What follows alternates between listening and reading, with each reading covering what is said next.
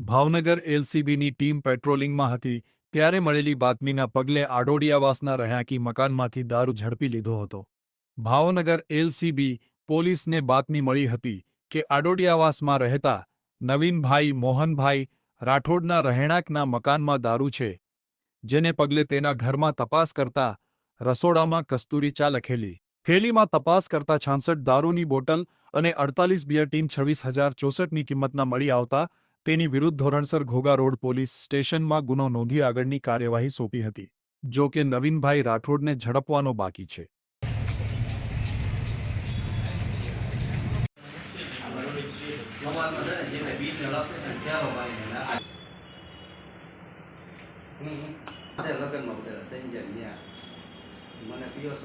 મારી ઓળખાણ